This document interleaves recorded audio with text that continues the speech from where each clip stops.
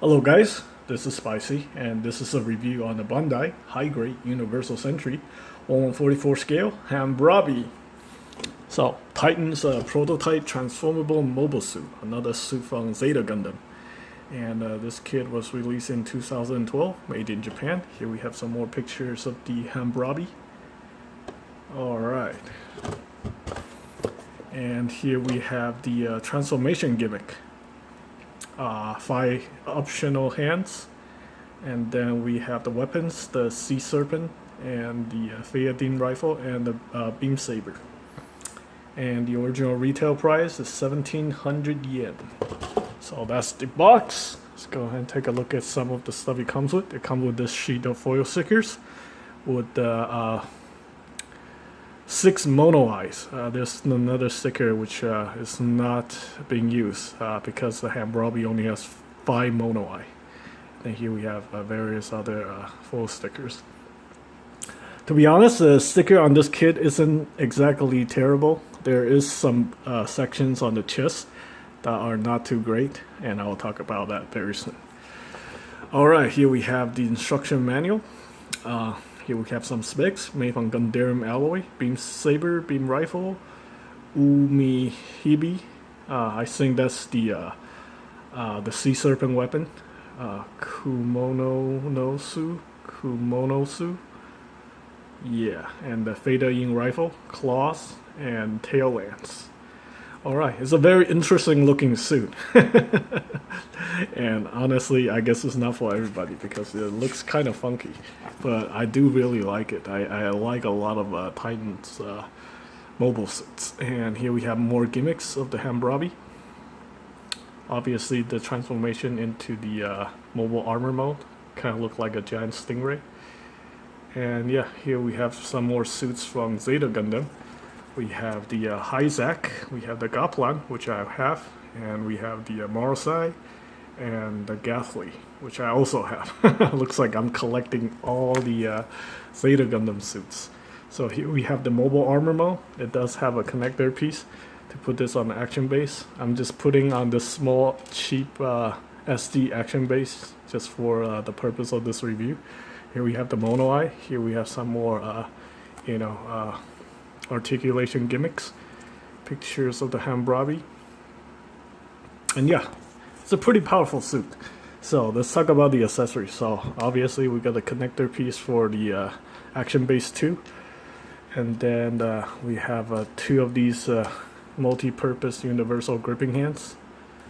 Alright, and yeah, this one is holding on to the holding on to the Umihibi, or the Sea Serpent, what some people call it. Here's the Sea Serpent weapon with the wire attached to it. You can actually remove this wire and just have it in the non-deploy mode. So there we go. Here's the Umihibi in the non-deploy mode. Here's the multi-purpose gripping hands. Let's just close this up like that, and here we go. Pretty cool. And then we have one open hand, another multi-purpose gripping hand holding on to the Phaeodine rifle. Yeah, I think I messed up on my other review where I reviewed the Gathly and I called this the Phaeodine rifle. It's actually the Phaeodine rifle. Alright, so there we go. We have 2 beam sabers. And the beam saber effect can also be used on the Phaeodine rifle to turn it into a spear weapon. And the hand would just go over here, holding on to it over there. Alright, so that's for the accessories. And 2 closed hand, which I have attached to the Hambrabi right now. And this is how it looks like in the mobile armor mode. This looks like a giant flying stingray. Alright, there we go. Here we go. Yeah. And you can see the mono eyes here. 1, 2. Also, I have another mono eye here. This thing has a lot of sensors. 1 and another one. So 1, 2, 3, 4, 5. 5 mono eyes. So it can see a lot of it's got a lot of sensors, I guess. So basically a giant flying stingray. We got some beam cannons on the back. Very nice. And yeah, the transformation gimmick isn't the best, but basically this suit is designed just for fast transformation and fast, transformation between the mobile armor mode and the mobile suit mode. And here we have the tail lance, can use to stab enemy. And yeah, that's pretty much it. I mean, it is nice for this suit to be a transformable suit because it doesn't really have a head. This thing is all one piece, so it kind of looks like it can be either in this mode or it can be in the mobile suit mode. Now, to be honest, like I said before, this is a very funky looking suit. Alright, so to transform it into the mobile suit mode, you just collapse the tail like that, and you flip down the feet. The legs. And that's pretty much it. There we go. Now it's in the mobile suit mode. Alright. And yeah, flip out the hands like that. And basically, you just lower the forearm. And there we have the mobile suit mode. Very, very simple transformation. The claw can be undeployed like that. And let's go ahead and swap out the hands. So it's still on the polycap, except this time the hands are straight peg. So unfortunately, that kind of lowers the compatibility with other kits. So you're just stuck with these sets of hands. Unfortunately for this one, you don't have the option to use the jig and bill knuckle and stuff like that. But here we have holding on to the fader-in rifle. I always have a problem posing with this weapon, so yeah. So actually, you know what? Let's go ahead and put it into the fader-in spear mode. Yeah, this was something that I didn't show you guys on the Ghastly, but here's another way where you can wield the weapon. So basically, you have the. Let's go ahead and grab that. Open this up real quick.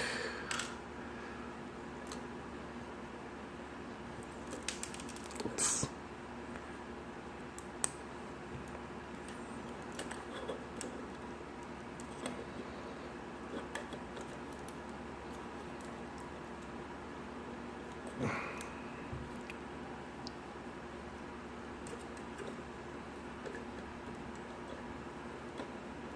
Technical difficulties. Slight technical difficulties. Alright, let's hope I can finally get this to work. Alright, there we go. So, you can turn this into a spear. So basically, there we go.